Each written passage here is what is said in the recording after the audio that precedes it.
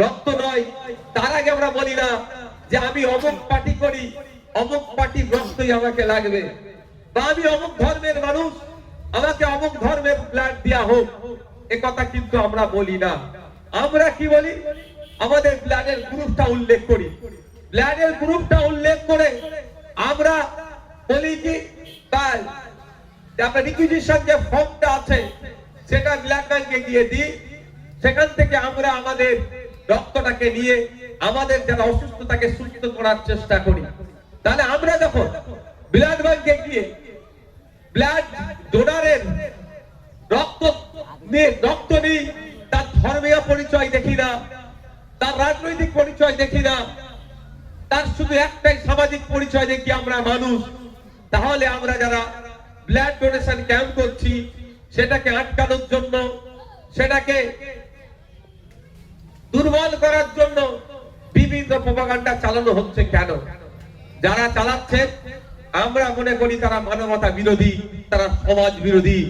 কারণ সমাজ বিরোধী ছাড়া এই ধরনের সামাজিক কাজকে তারা আটকাতে পারে না।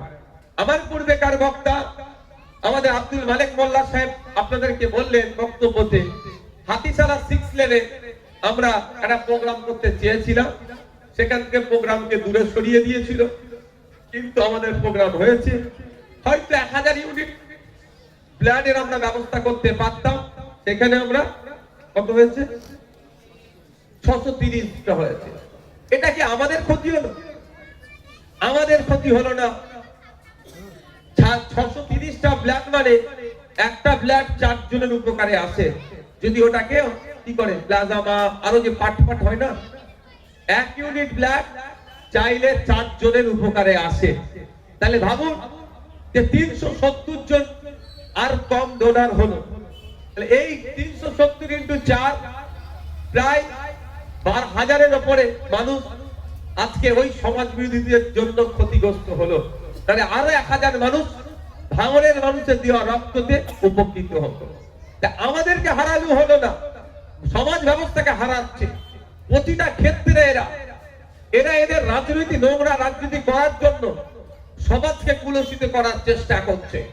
আমাদের উচিত হবে, আমাদের লক্ষ্য রাখতে হবে যে আমরা আমাদের সর্বোচ্চ দিয়ে সমাজ ব্যবস্থাকে গঠন করব। ক্ষমতায় কি আসলো, ক্ষমতায় কে গেল, সেটা বড় কথা নয়। আমরা কার হাতে দায়িত্ব তুলে দিচ্ছি, সে কতটা সমাজের জন্য কাজ করবে, মানুষের জন্য কাজ করবে, সেটাই আমাদের বিবেচনা করা সব থেকে বড় বিষয়। তাই বন্ধুগণ, আপনাকে আমাকে ভাবতে হবে, আপনার বাড়ির শিশুটার শিক্ষা ব্যবস্থা নিয়ে কে আওয়াজ তুলছে, স্বাস্থ্য ব্যবস্থা নিয়ে কে আওয়াজ তুলছে। কোন পরিবহন আর ধ্বংসের মুখে, সরকারি বাস আজকে খুঁজে পাওয়া যাচ্ছে না, বেসরকারি বাসের রমরমা। ফলে যে যার মতো ভাড়া বাড়িয়ে দিল, আপনাকে আমাকে ওই বেশি ভাড়া দিয়ে বাসে চড়তে হচ্ছে। কিন্তু ওই জায়গায় যদি সরকারি বাস অ্যাভেলেবেল থাকতো, সরকারি নীতি অনুযায়ী ভাড়া কেটে আপনি যাতায়াত করতে পারতেন, আপনার সস্তায় হতো, আপনার 2 পয়সা বাঁচত। আজকে যে সরকার চলছে, সরকারের নামে সার্কাস চালাচ্ছে এরা মানুষকে শোষণ করছে। লক্ষ্মীর ভান্ডার ধরানোর নামে, লক্ষ্মীর ভান্ডার দিলেও বকলেবে এক একটা পরিবার থেকে মাস গেলে 15-20 হাজার টাকা ঘুরিয়ে ফিরিয়ে শোষণ করে নিচ্ছে। তাই আপনাকে আমাকে সতর্ক সজাগ থাকতে হবে, আপনাকে আমাকে চোখ কান খুলে চলতে হবে। কান দিয়ে চলে গেছে বলে কাগের দিকে তাকাবার প্রয়োজন নাই, নিজের কানে হাত দিয়ে দেখুন কান আছে না নাই। তাই আজকে সেই সময় এসেছে। আজকে দেখুন সারা রাজ্যে যেখানে বিজেপি হই হই করছে, সাম্প্রদায়িক কথাবার্তা প্রতিনিয়ত বলছে, হিংসা ছড়াচ্ছে। এই কদিন আগে একটা নেতাকে দেখলাম, তিনি আবার বলছেন যে বিরিয়ানি অমুকদের দোকান থেকে কিনবে না, তমুকদের দোকান থেকে কিনবে। মানে বিষটা কোন জায়গায় ছড়ানোর চেষ্টা করছে। বাংলা সম্প্রীতির বাংলা, নজরুলের বাংলা, রবি ঠাকুরের বাংলা, স্বামী বিবেকানন্দের বাংলা, ফুরফুরার বীর আবু বকরের বাংলা, মাতঙ্গিনী হাজরার বাংলা, রাজা রামমোহন রায়ের বাংলা, এই বিভিন্ন মনীষীদের বাংলা এই বাংলাকে আজকে বিষ ছড়িয়ে দিচ্ছে যারা, তাদের বিরুদ্ধে শাসক দল কোনো মন্তব্য নয়, তাদের বিরুদ্ধে ব্যবস্থা গ্রহণ নয়, সেই একটাই নওশাদ সিদ্দিকী ভাঙন আইএসএফ এর উপরে টার্গেট কেন করছে আপনাদের ভাবতে হবে। কারণ এরা বিজেপি, এরা আলাদা নয়, এক মুদ্রার এপিট আর ওপিট। সুতরাং এদের কাছ থেকে আমাদেরকে সজাগ থাকতে হবে। এরা যত মিষ্টি মিষ্টি কথা বলুক না কেন, এদেরকে প্রশ্ন করতে হবে। এরা অযুক্ত দিতে পারবে না, প্রশ্ন করতে হবে বিজেপির নিয়ে আসা ওয়াকফ আইন আপনারা কেন মেনে নিলেন, এ উত্তর ওরা দিতে পারবে না। প্রশ্ন করতে হবে ভাঙড়ে রেল লাইন হওয়ার জন্য যে প্রস্তাব এসেছিল কবে বাস্তবায়ন করবে। আপনাদের জেনে রাখা দরকার, এই ঘটক পুকুরের ওপর দিয়ে রেল লাইন হওয়া দরকার, একবার সমীক্ষা চালানো হয়েছিল, তারপরে সেটাকে ঢাকা দিয়ে দিয়েছে, সেটাকে চাপা দিয়ে দিয়েছে। আমাদেরকে ওটা নতুন করে আবার তুলতে হবে। এদেরকে প্রশ্ন করবেন, কিন্তু উত্তর দেবে না। ভাঙড়ের মানুষের ভোটটাকে লুট করেছিল গত লোকসভা নির্বাচনে। যদি এখন সার্টিফিকেট তাদের হাতে আছে, বিতর্কে আমার জড়াবার এখন দরকার নেই। যদিও আমি বিতর্ক নয়, বাস্তব কথা বলছি। পার্লামেন্টে গিয়ে এই যাদবপুর লোকসভার এমপি তিনি বারুইপুরে মেট্রো রেলের জন্য প্রশ্ন তুললেন, মেট্রো রেল এক্সটেন্ড হবে প্রশ্ন তুললেন, কিন্তু ভাঙড়ে ঘটকপুকুরের রেলের কথা একবারও তিনি বললেন না। এটা আপনাদের বুঝতে হবে। যখন মেট্রো রেলের প্রস্তাব দিচ্ছে বারুইপুরে, সাথে সাথে তার লোকসভা কেন্দ্রের একটা বিধানসভা ভাঙড়, সেখানে অলরেডি রেল হওয়ার জন্য সমীক্ষা একবার হয়েছিল, জরিপ একবার হয়েছিল, তারপরে সেটা চাপা পড়ে গিয়েছে। নতুন করে পার্লামেন্টে তোলাটার দরকার ছিল কি ছিল না? কিন্তু তিনি তোলেন। এটা আপনাদের বুঝতে হবে। এরা মায়া কান্না কাঁদছে, আপনার প্রকৃত ডেভেলপ হোক এরা আপনার কোনোদিন চাইবে না। আর আমরা আপনাদের বলছি এই পয়েন্টগুলি আমরা ধরিয়ে দিতে চাই। একদিকে শুভেন্দু অধিকারী, দিলীপ ঘোষ, সুকান্ত মজুমদার, ওই ব্যারাকপুরের এক নেতা আছে, তারা কন্টিনিউ নিয়মিত সাম্প্রদায়িক দাঙ্গা হবে এই ধরনের কথা বলে যাচ্ছে। তাদের বিরুদ্ধে ব্যবস্থা গ্রহণের কোন পদক্ষেপ দেখতে পাচ্ছি না। নওশাদ সিদ্দিকীর নামে অলরেডি প্রায় 20টা মিথ্যা মামলা লাগিয়ে দেওয়া হবে। আপনাদের ভাবতে হবে কেন নওশাদ সিদ্দিকীকে আটকানো হচ্ছে, কেন নওশাদ সিদ্দিকীকে দমাবার চেষ্টা হচ্ছে। নওশাদ সিদ্দিকী জাত ধর্ম বর্ণ নির্বিশেষে মানুষের অধিকারের কথা বলে, সমাজ গঠনের কথা বলে, শিক্ষার কথা বলে, স্বাস্থ্যের কথা বলে, নারীর ক্ষমতায়নের কথা বলে, বাচ্চাদের হাতে বই পেন তুলে দেওয়ার কথা বলে। এই জন্যই ওদের অসুবিধা হয়ে যাচ্ছে। জমি জঙ্গলের অধিকার ফিরিয়ে দেওয়ার কথা বলে, ওয়াকফ সম্পত্তি লুট হতে দেওয়া যাবে না এ কথা বলে। আদিবাসীদের যে সংরক্ষণ কোটায় নন আদিবাসীরা কেন চাকরি করবে এর বিরোধিতা করে। 22% দলিত ভাইদের জন্য যে সংরক্ষণ আছে সঠিকভাবে সে সংরক্ষণ পাচ্ছে না, এর বিরুদ্ধে কথা বলে। সেই জন্য নওশাদ সিদ্দিকীকে আটকাতে হবে। আমরা তো প্রশ্ন তুলবো, আমরা প্রশ্ন তুলবো। হার জিতাটা আমাদের কাছে বড় কথা নয়, আমাদের কাছে বড় কথা হচ্ছে শাসককে বলে দেওয়া তোমার জামা কোথায়।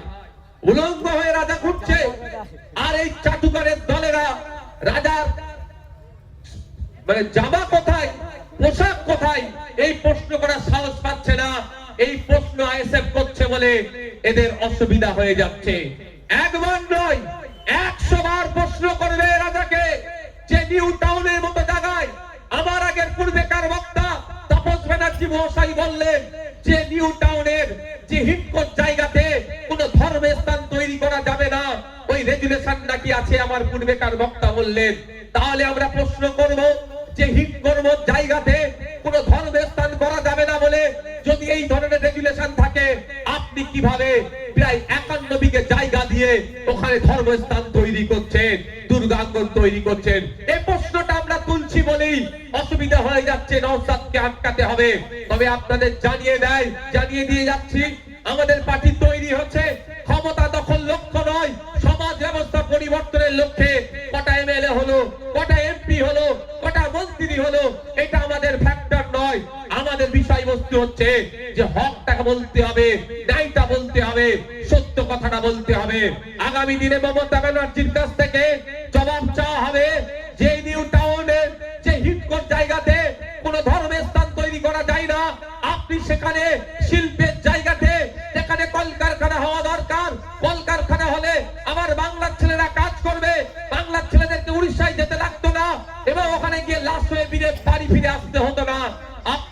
কলকারখানা করার দরকার, তার পরিবর্তে আপনি দুর্গাঙ্গন করছেন। আর উল্টো দিকে মসজিদের জায়গা হিটকো জোর করে কেড়ে নিয়ে মসজিদ হতে দিচ্ছে না। এই দ্বিচারিতা আমরা মানবো না, এর জবাব কিন্তু আমরা নেবো। প্রস্তুত আছেন তো নাকি ভাই? আছেন তো নাকি? না ঠান্ডা পড়েছে বলে ঝিমিয়ে পড়লেন?